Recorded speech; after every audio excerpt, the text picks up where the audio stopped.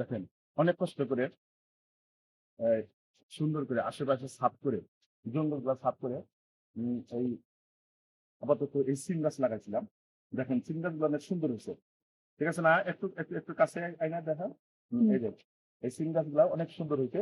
এখন সকাল থেকে রাত্রি থেকেই নিম্নচাপের সৃষ্টি হয়েছে। ঠিক আছে? নিম্নচাপের সৃষ্টি হওয়ার কারণে দেখা যাচ্ছে যে এগুলা যদি সরাসরি এই বৃষ্টির পানি এখনো পড়তেছে, সরাসরি যদি বৃষ্টির পানি পড়ে তাহলে গাছের গোড়া একদম শক্ত হয়ে গাছগুলো নষ্ট হয়ে যাবে।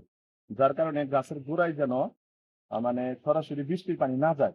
এই জন্য একটু সাইড করে দিতেছি যেন বৃষ্টির পানিটা সরাসরি না যায়, তাহলে সে গাছ ঠিক আছে, নইলে গাছটা নষ্ট হয়ে যাবে। পরিশ্রম যেহেতু করতেছি আরেকটু বেশি করে করি যেন ফলটা সুন্দর খাইতে পারি আর আমাদের গাছটাও যেন মানে সুন্দর হয়।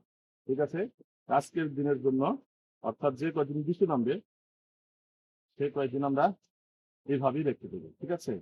রেখে দিয়ে যেন বৃষ্টিতে ক্ষতি না করতে পারে।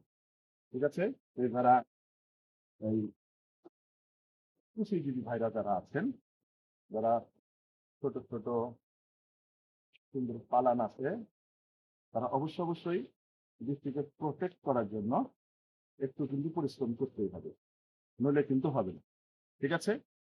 সুন্দর করে সাইজ করতে হবে।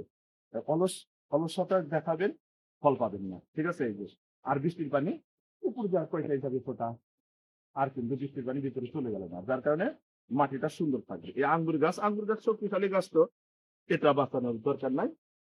দেখেন এই যে এই পাশটা, এই পাশটা দেখা এই যে ছিল।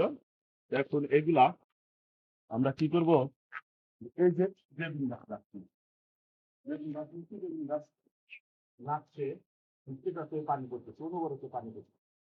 তাহলে এই পানি পড়ার হাত থেকে, বৃষ্টির পানির হাত থেকে রক্ষা করার জন্য হয়তো আজকে বৃষ্টি ছাড়বে না, এটার জন্য কি করবো, সুন্দর একটা মানে কয়েকটা খুঁটি কেটে এটাকে একটা খুঁটির আন্ডারে নিয়ে সুন্দর ছাউনি দেবো, পলিথিনের ছাউনি দেবো। আর যেন এটা ওই যে এইভাবে যদি থাকে বেগুন নষ্ট হয়ে যাবে। যে এখন নষ্টের হাত থেকে বাঁচার জন্য এটাও সুন্দর ছাউনি দেবো। ঠিক আছে? ছাউনি দিয়ে সুন্দর করে এটাও ওই যাতে বৃষ্টিতে যেন ক্ষতিগ্রস্ত না হয় এই ব্যবস্থা করে দেবো আমরা। ঠিক আছে? এখানে অনেক মরিচ গাছ রেখে দিয়েছি। মরিচ গাছগুলো একটু সুন্দর করে বুনতে হবে। গুনে আবার এটাকে ওই ছানির আন্ডারে নিয়ে যাবো, যেন সরাসরি এই বৃষ্টির পানিটা যেন না পড়ে। ঠিক আছে? এই জন্য একটু প্রচেষ্টা করতেছি। দেখেন কেউ অলস ভাবে ঘরে বসে থাকবেন না। ঠিক আছে? কেউ না অলসতায় কখনো দিন কাটাবেন না, পরিশ্রম করেই যাবেন। ইনশাল্লাহ একদিন না একদিন সফলতা আসবেই আর কি। এজন্য সবাই সুন্দর করে পরিশ্রম করবেন, ইনশাল্লাহ দেখবেন যে সফলতা পাবেন। ঠিক আছে বন্ধুরা?